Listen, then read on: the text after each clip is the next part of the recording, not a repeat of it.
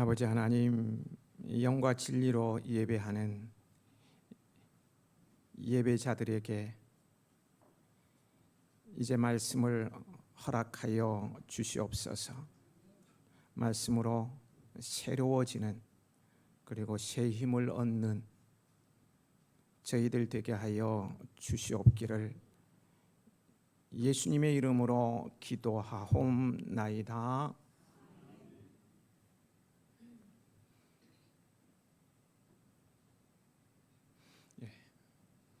집에서 키우는 개나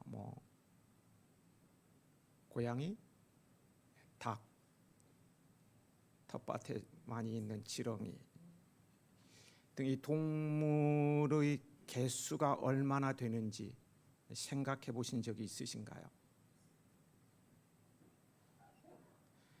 동물에 대한 숫자는 다양한 의미로 해석할 수 있습니다만 종의 수는 현재 150만 종이 기록되어 있습니다.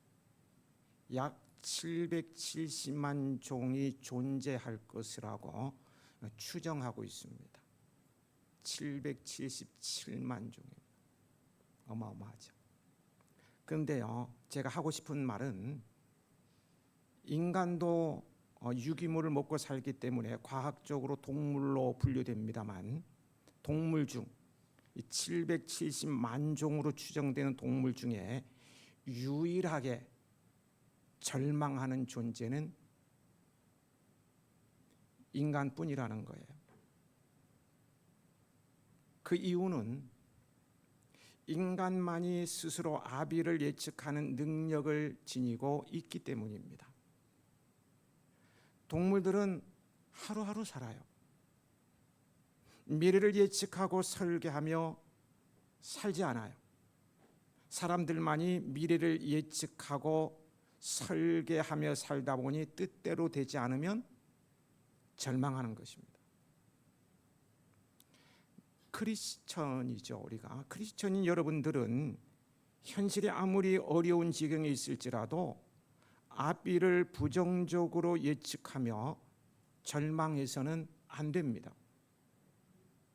그것은 곧 불신앙과 다름이 없어요. 이 절망이라는 것보다 더한 하나님에 대한 불신은 없다는 사실을 아시기 바랍니다. 그것은 선하신 하나님의 섭리를 믿지 못하는 일이기 때문입니다. 섭리란 하나님의 의도하심, 계획하심이 있다는 그런 뜻이죠. 믿음의 눈으로 보면 어떤 문제가 닥칠지라도 낙심할 필요도 절망할 필요도 없음을 깨닫게 되어요. 왜냐하면 그것들은 모두 하나님께서 진행하시고 허락하신 일이기 때문입니다. 하나님께서 모든 것이 합력하여 선을 이루게 하십니다. 좋게 하신다고요. 그러므로 아무리 낙심될 만한 일이라도 믿음의 눈으로 보면 우리에게 유익을 주시려는 하나님의 섭리인 것을 알 수 있습니다. 꼭 기억해 두시기 바랍니다. 너무너무 중요하니까 기록해 두시면 더 좋을 것 같아요. 동물은 본능으로 살고 불신앙인들은 이성이나 경험만 가지고 살지만 성도들은 오직 믿음으로 말미암아 사는 존재들입니다. 여러분들은 위기 때일수록 믿음의 진가를 발휘할 수 있기를 바랍니다. 위기 때일수록 더욱 믿음의 눈으로 문제를 보고 그 배후에 계시는 하나님의 선하신 섭리가 있음을 확신하는 그런 성도들이 되십시오.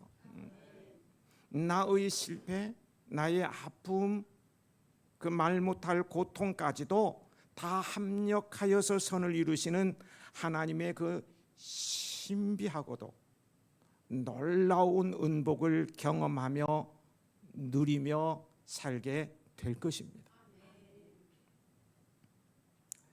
지난 주일의 본문인 20장 말미에 예수님께서 서기관들의 외식과 그들의 심판을 말씀하셨어요. 기억이 나십니까? 기억이 안 나도 상관없어요.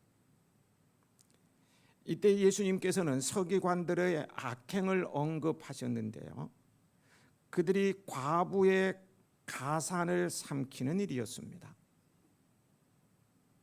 남성 중심의 고대 사회에서 과부들은 사회에서 경제 활동으로 부를 획득하기가 어려웠기 때문에 대부분 가난하게 살아갔어요. 아니면 전부 가난했다고 하는 말이 더 옳을 거예요. 서기관들로부터 착취까지 당하니까 얼마나 가난했겠습니까? 그 가난하게 살아가던 과부들 중 한 사람이 헌금하는 것을 예수님께서 보셨습니다. 1절, 2절입니다. 같이 읽어보시. 앞에 나옵니다. 읽으시면 되겠습니다.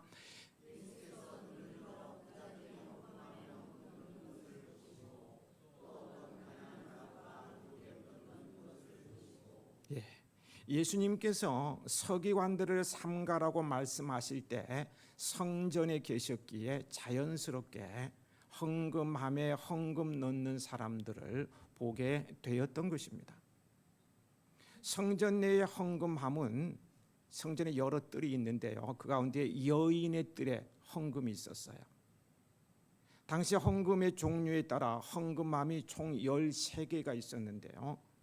9개는 성전세와 희생 제물을 바치는 헌금함이었고 4개는 성전의 보수, 장식을 위한 헌금함이었습니다.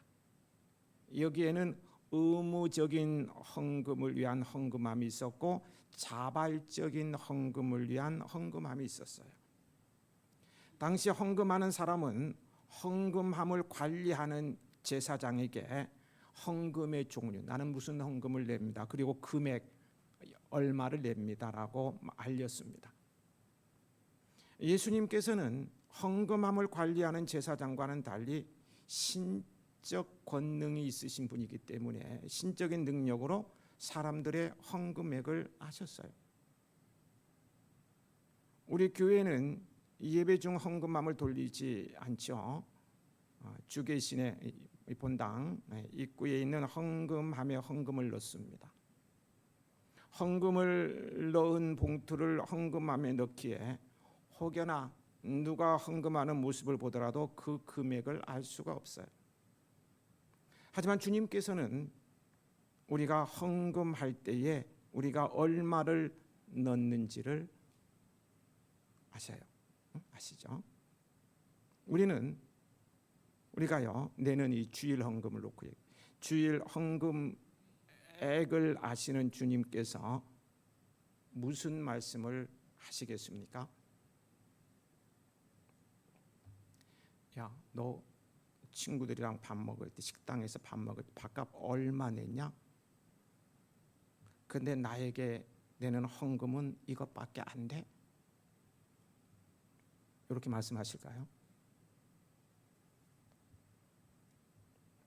예수님께서는 부자들과 한 가난한 과부의 헌금하는 것을 보시고 말씀하셨어요. 3절 4절입니다.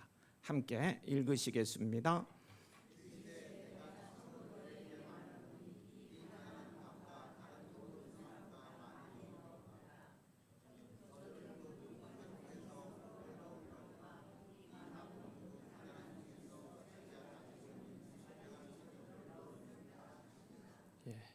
외형상으로 볼 때 부자들이 드린 헌금은 가난한 과부가 드린 헌금보다 엄청나게 많았어요. 과부가 드린 2렙돈은 당시 유대 사회에서 통용되던 가장 작은 화폐 단위로 동전 하나는 하루 품삯인 1데나리온의 약 130분의 1 정도 수준으로요. 2렙돈은 오늘날 우리나라식으로 하면 우리나라 500원 동전 구경한 지 오래된 분도 계실 거예요. 저도 언제 봤는지 모르겠어요. 이 500원 동전 2개 정도의 적은 금액이라고 보면 돼요. 2랩돈은 500원 둘이면 1000이죠. 이 1000원의 가치는 현실적으로 크지 않다는 사실을 잘 아실 것입니다. 1000원으로 뭐 휘발유나 경유 1리터를 살 수 있는 것도 아니고요. 과자 한 봉지도 살 수 없는 그런 시대입니다. 그러다 보니 요즘 아이들도요, 1000원은 거들떠보지도 않고 무시하는 현실에서 1000원의 신세는 처량하기까지 합니다. 참 1000원짜리가 너무 처량해. 이게 아무것도 아니에요. 애들한테도 무시당해요.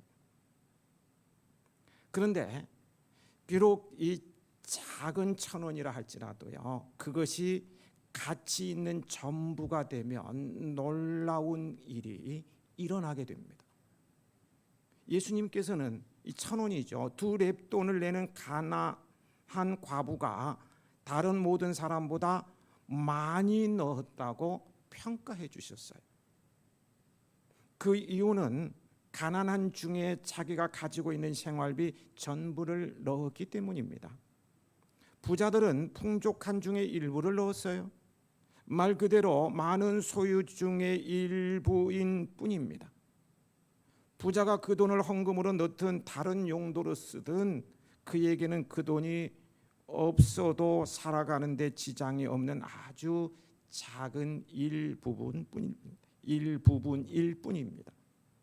하지만 가난한 과부의 동전 2개는 헌금으로 드리기에 너무너무 적은 금액일지라도 그녀에게는 자신의 생활비 전부였기에 그 가치는 다른 모든 사람의 헌금과 비교할 수 없을 정도로 컸습니다.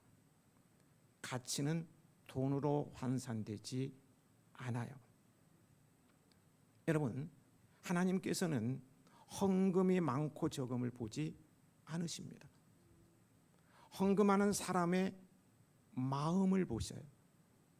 우리는 생활비 전부를 바쳐야 한다는 부담감을 가질 필요는 없습니다. 혹여나 부담감을 가져서 그래도 내가 직분자인데 부담감을 가져서 생활비의 전부 또는 많은 부분을 드리더라도요, 자원하는 마음과 감사하는 마음이 없다면 그 헌금은 하나님을 기쁘시게 할 수 없어요. 헌금에 있어서 중요한 점은 하나님께 감사하는 마음입니다. 그 감사하는 마음은 액수, 즉 금액이나 양보다 가치로 증명됩니다. 감사하는 마음이 비례해서 드리는 것으로 나타내게 된다는 거예요. 감사하는 마음이 크면 클수록 내게 있는 것을 최선으로 드리게 될 것입니다. 그 당시 과부가 헌금한 돈이 하나님을 위해 제대로 사용되었을 리가 없었어요. 예수님께서는 성전을 강도의 소굴로 만들었다고 꾸짖으셨고요. 당시 헌금의 많은 부분이 헤롯 왕이죠. 헤롯의 영예를 위해 외형적인 성전 건축에 사용되었습니다. 그런데도 예수님께서는 한 가난한 과부가 드린 헌금의 사용처에 부당함을 언급하지 않으셨어요. 대신에 감사하는 마음으로 헌금한 그녀를 칭찬하십니다. 그녀는 감사의 마음으로 최고의 가치를 담은 헌금을 정성껏 하나님께 드렸으며 하나님께서는 그 마음을 받으셨던 거예요. 어떤 헌금이라도 감사하는 마음에 비례하는 가치를 담아 하나님께 정성껏 드리는 것이 중요합니다. 코로나 바이러스 감염증으로 인해서요, 온라인 예배를 드리면서 자연적으로 온라인 헌금을 드리게 되었는데요. 이에 대해서 한때 옳고 그름의 갑론을박이 있기도 했었습니다만 하나님께서는 어떤 식으로 하나님께 헌금을 드리든지 방법이나 액수가 중요한 것이 아니라 마음을 보십니다. 우리 가운데는 요즘처럼 어려운 시기에 본문의 가난한 과부처럼 적은 돈이 생활비 전부가 될 정도인 분도 계실 것입니다. 사람이 보기에는 적은 금액일지라도 하나님께서 보실 때는 큰 금액임을 잊지 마십시오. 하나님께서는 금액보다 가치를 보시고 그 금액을 평가하십니다. 다소 엉뚱한 생각을 해봅니다. 여러분, 예수님께서 거룩하신 분이시잖아요. 거룩하신 예수님께서 성전에 여러 부분들을 놔두시고, 성전에 볼 게 얼마나 많이 있겠습니까? 놔두시고 왜 하필이면 헌금함에 주목하셨을까요? 은혜롭지 못하게 말입니다. 목사가 돈 얘기하면 은혜가 떨어진다고 하죠. 설교도 돈 얘기 나오면은요 조용해져 버려요. 아까 시작할 때는 아멘 소리가 막 울리더니 조금 전에 아멘 소리가 아예 안 나. 돈 얘기는 입에 다 멀어져서 쫙 말하는 내가 긴장될 정도로 쫙 막 차가워지는 거예요. 목사가 돈 얘기하면 은혜가 떨어진다. 어떤 분은 맘 잡고 교회 한번 다녀볼까 하고 왔는데 그날따라 헌금 얘기하니까 가는 날이 장날이 질 수 없다고 교회 안 나와서. 하지만요, 헌금 얘기하면 은혜롭지 못하다는 생각은요 오해일 뿐입니다. 완전 오해예요. 헌금이야말로 때로는 우리의 신앙에 대한 가장 정확한 척도가 되기 때문입니다. 성도들 헌금의 면면을 보면 그 사람의 신앙 수준을 짐작할 수 있는 경우가 많아요. 때문에 지갑이 회개하지 않으면 진정으로 회개한 것이 아니다 라는 말이 있을 정도입니다. 종교개혁자 루터가 그런 말을 했죠. 그럼 우리는 영적인 은사와 하나님께서 나에게 주는 물질적인 여러 가지 복뿐만 아니라 물질에 있어서도요 하나님 중심으로 움직이는 신앙 생활을 해야 합니다. 여러분들은 받은 물질을 자신만을 위해 사용하기보다는 하나님의 나라와 가난한 이웃들을 위해서도 힘껏 사용하시기 바랍니다. 그리하여 마지막 날 주님께서 다시 오셔서 여러분의 지갑을 보자고 하실 때에 여러분의 배만 불리던 부끄러운 지갑이 아니라 하나님과 이웃을 위해 쓰여졌던 아름다운 지갑을 내어놓을 수 있으시길 소망합니다. 5절 말씀을 함께 읽으시겠습니다.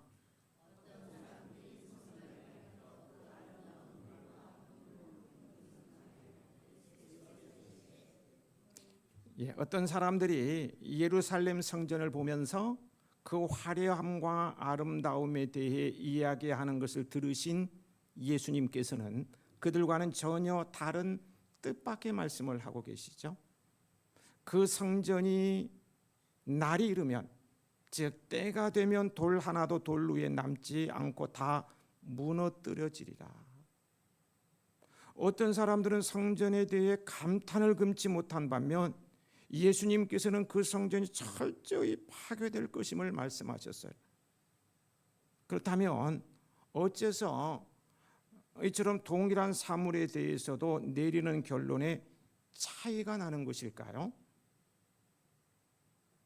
당시 예루살렘 성전은 어마어마했습니다. 그 헤롯 대왕, 복음서에 나오는 그 헤롯 말고 그 아버지죠. 그 헤롯 대왕 당시인 BC, 주님 탄생하시기 전 BC 19년에 착공하고요. AD 63년, 주님 오신 후 63년에 완공된 세 번째 성전으로요. 예수님 당시에는 외형이 완공된 상태였습니다. 외형은 다 겉으로 보기에는 완성된 건물이었다는 거예요. 그런데 이 성전은요 약 80년이라는 건축 기간이 말해주듯이 그 장식의 화려함이나 규모의 웅장함으로 인해 중동 일대의 명성이 자자했어요. 여행을 가려면 예루살렘 가서 성전을 한번 어마어마하다. 세상에 사람의 손으로 그렇게 지을 수 있을까? 그런 소문이 납니다.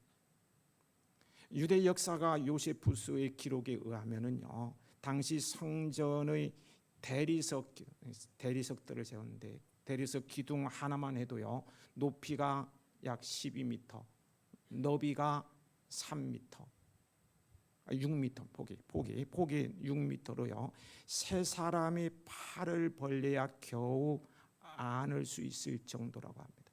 기둥 하나 그랬다는 거예요. 인간적인 시각으로 보면요, 그 웅장함이 하나님께서 임재하시기에 부족함이 없어 보였어요.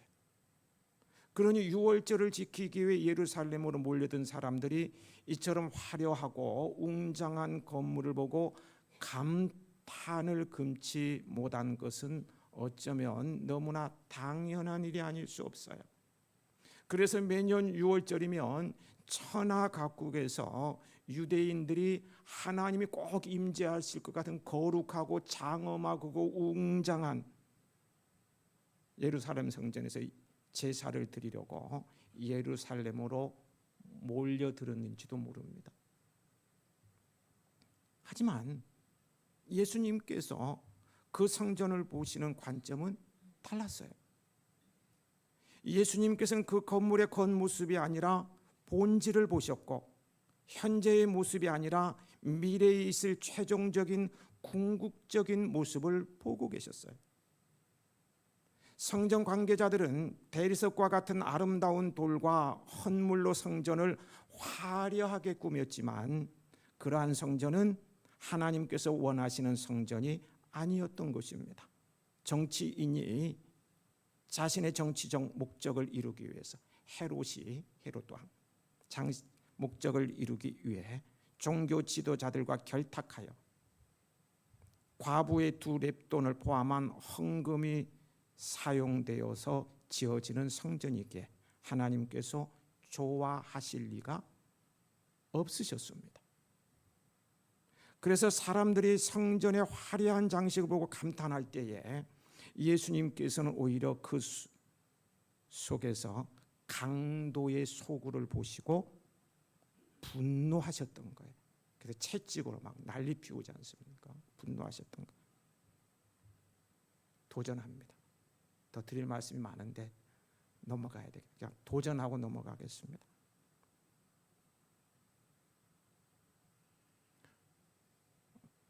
우리의 겉, 우리의 외면을 보지 않으시고 내면을 보시는 하나님 앞에서 오늘 나의 모습은 어떻게 비춰질까요? 예수님께서는 겉이 화려한 성전의 미래를 두고 단호히 말씀하셨어요. 6절입니다. 함께 읽어보실까요?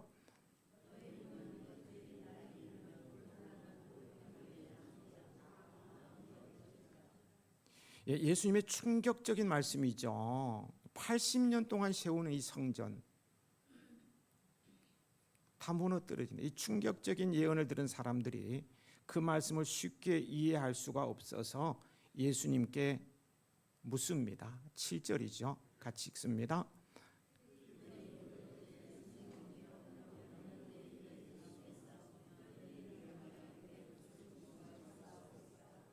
예. 헤롯 대왕의 건축을 시작한 성전은 착공으로부터 몇 년? 80년이 넘도록 지어졌지만 주후 70년에 로마 장군 티투스에 의해서 예수님께서 예언하신 대로 완전히 무너졌어요. 돌 위에 돌 하나 남지 완전히 무너졌어요. 예수님께서는 눈으로 보이는 유형적 성전이 몰락할 때보다 더 중요한 때를 말씀해 주셨어요. 하나님의 임재가 없으며 하나님과 소통이 없는 성전, 강도의 소굴이 된 성전이 영구히 사라질 날은 주님께서 다시 오실 날임을 알려주셨어요.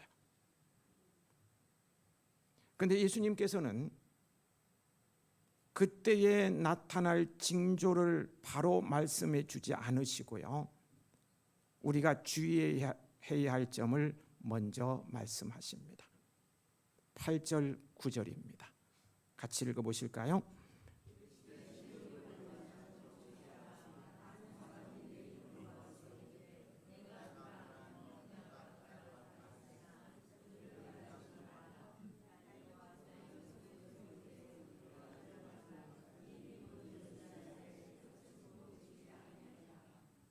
예, 주님께서 하신 말씀이에요. 예수님께서 이 말씀을 하신 후 세월이 흐르고 흘렀죠. 2000년의 세월이 흐른 오늘날은 주님께서 다시 오실 그날이 점점 임박해졌어요. 우리는 그날을 준비하며 살아가야 합니다. 예수님께서는 다음 시간에 보게 됩니다만은 그 다음 시간의 본문인 종말에는 어떤 것들이 나타나는가? 이 종말의 징조를 말씀하시기 전 그날을 준비하며 살아야 할 우리에게 우선 주의해야 할 점을 본문에 두 가지로 말씀을 해주고 있어요. 먼저는 미혹을 받지 않도록 주의하라고 말씀하십니다. 주님의 이름으로 거짓 행세하는 자칭 예수가 나올 것이라고 말씀하셨어요. 지금도 자칭 예수가 있고요, 과거에도 있었고요, 한국에서도 문선명, 박태선, 양도천, 안산홍, 이만희 등이 자칭 재림주로 행세하였고 행세하고 있습니다. 1996년 다가오는 미래를 준비하라. 이름이 너무 멋있어요. 다가오는 미래를 준비하라. 의 약칭인 다미성교회. 그러니까 재림주의 오심을 퍼뜨리면서 많은 사람들을 미혹했습니다. 통일교 교주 문선명이 생존 시에 자신이 재림 예수라고 주장하였으나 2012년 폐렴에 의해 죽어서 그의 시신이 가평 천정궁 박물관에 안치되어 있습니다. 신은 죽지 않습니다. 주님은 죽지 않아요. 근데 죽어서 지금 박물관에 안치되어 있어요. 천부교 교주 박태선이 처음 전도간 시절에는 자신을 동방의 의인 감람나무로 했고요, 나중 신앙촌 시절에는 스스로 천부로 등극했다가 1990년에 죽었습니다. 하나님의 교회 교주 안산홍은 자신을 예수의 새 이름으로 오신 자라고 했으나 1985년에 죽었습니다. 안산홍 교도들은 안산홍을 여호와 하나님, 지혜 성령, 구름 타고 오신 재림 예수, 이 시대 육신으로 오신 구원자라고 숭배하고 있습니다. 그리고 안산홍의 부인 장길자를 하나님 어머니라고 숭배하고 있습니다. 기독교 복음 선교회 총재 정명석 JMS도 있죠. 이러한 교주들이야말로 역사적 예수님께서, 우리 예수님 말입니다, 역사적 예수님께서 이미 예언하신 대로 미혹하는 거짓 예수요, 거짓 선지자들입니다. 만약에 주님께서 이미 재림하셨다면 성경의 기록과 같이 죽은 자들이 부활과 심판이 있어야 합니다. 주님이 재림하셨다면 성경에 기록된, 명백히 기록된 대로 뭐가 있어요? 죽은 자들이 부활하고 심판이 있어야 한다는 거예요. 그런 일이 일어나지 않았기 때문에 자칭 예수라 하는 사람들은 다 거짓입니다. 다 거짓이에요. 여러분, 거짓 예수 구분하는 법 너무 쉬워요. 초등학생도 할 수 있어요. 내가 예수다 하는데 죽은 자가 부활하지 않아, 심판이 임하지 않아, 그거 가짜야. 그런데도 왜 성도들이 그 유혹에 넘어가는지. 참 이 영적인 세계는 알다가도 몰라요. 이 가운데서 그쪽으로 빠질 사람이 혹 있을런지 모르겠어요. 근데 오늘 이 말씀을 들었기 때문에 안 빠질 거예요. 죽은 자가 살아나고 부활하고 하나님의 심판이 임하고 천사장의 나팔 소리가 들리고 이게 없으면 전부 가짜예요. 다 가짜. 아무리 기적을 행해도 다 가짜란 거 아시기 바랍니다. 다만 주님께서는 자칭 예수라 하는 자들이 나오면 주님께서 다시 오실 날이 가까워 왔다라고 말씀하셨으니 지금 우리는 주님의 날이 가까이 왔음을 인지하고 경건되게 살아가야 합니다. 그리고 두 번째로는요, 난리와 소요의 소문을 들을 때에 두려워하지 말라고 말씀하십니다. 난리와 소요의 소문은요, 역사적으로 많았어요. 근 300년 동안에 정말 말할 수 없는 소요들이 막 일어났어요. 다 말씀드릴 수 없고요. 근데 요즘만 놓고도 봐도요, 전 세계의 소문을 인터넷으로 쉽고 빠르게 접합니다. 간밤에 미국에서 일어났던 거, 뭐 이스라엘에서 팔레스타인 일어난 거 아침에 눈 뜨면 다 알고 있어요. 전부 들어옵니다. 전쟁의 소식, 뭐 시카고에 폭동이 일어났다느니, 뭐 레바논이 어떻게 했다느니, 뭐 다 중국의 홍수가 일어났지만 시진핑이 어떻게 다 알아. 뭐 홍수, 지진, 쓰나미, 자연인데 전부 안다. 난리와 소요의 소문을 접할 때마다 우리는 주님의 날이 임박했음을 되새겨야 합니다. 하지만 말이에요, 난리와 소요의 소문이 있어도 끝은 곧 되지 아니한다고 말씀합니다. 그러니까 동요하지 마시기 바랍니다. 막 지구가 흔들려도 동요하지 마세요. 보따리 싸들고 산속에 들어가지 마세요.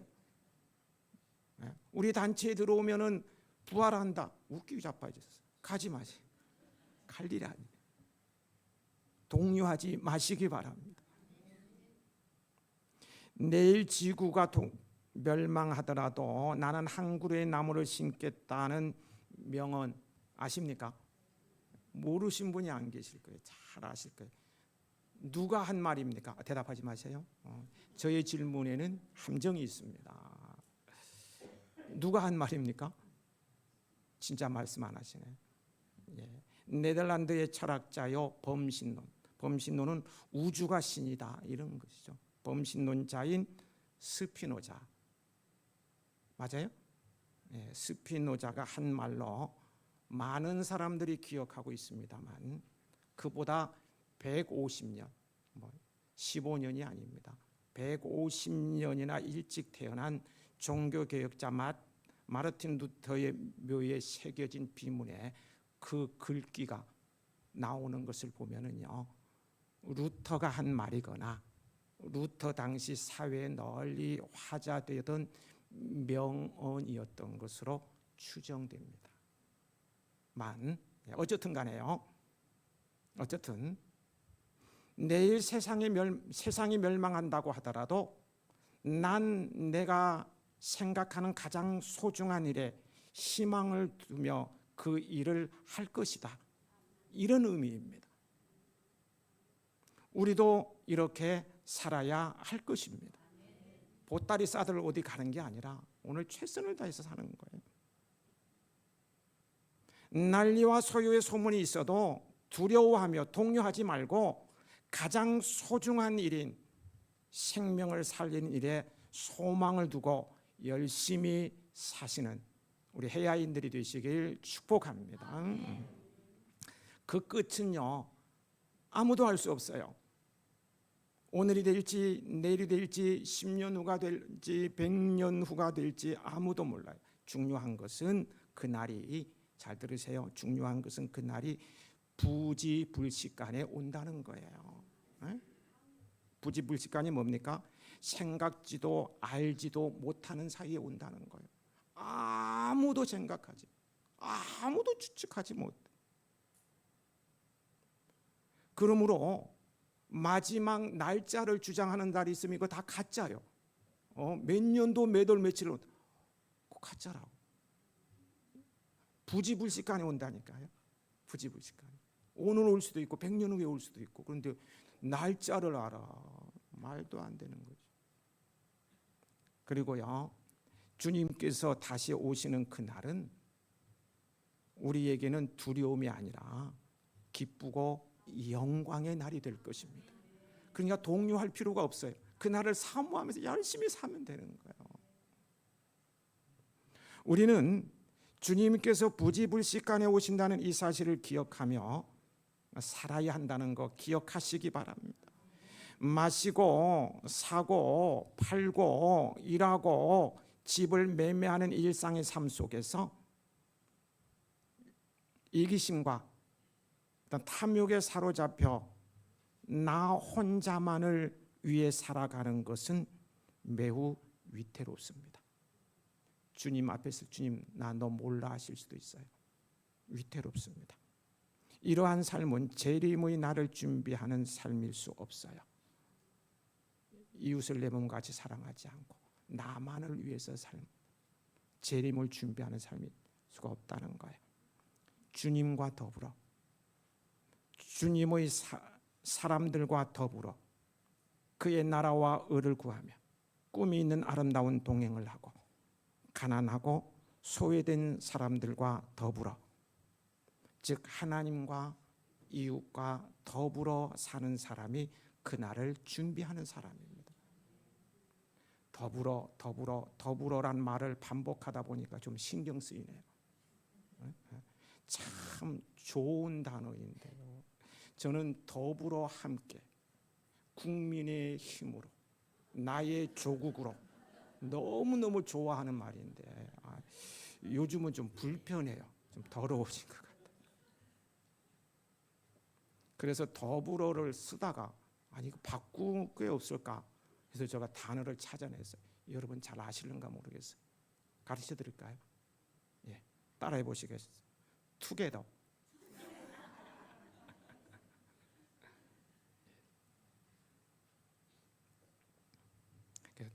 더불어를 투게더로 바꿔봅니다.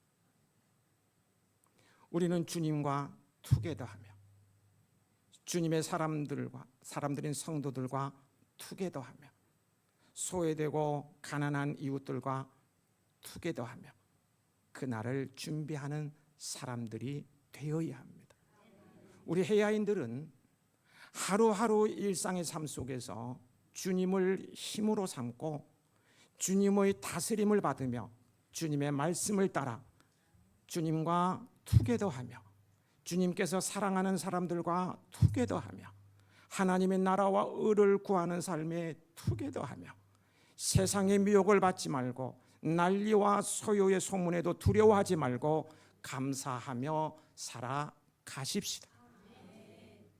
값없이 영생 구원을 주신 하나님께 감사하는 마음을 가난한 과부와 같이 액수, 즉 금액이나 양보다 그 가치로 증명하는 삶을 살아가는 여러분들이 되십시오. 그런 여러분들이야말로 주님 다시 오실 때 넘치는 칭찬과 함께 하늘의 영원한 상급으로 채움을 받는 진정으로 복된 은복의 성도들이 될 줄 믿습니다. 아버지 하나님,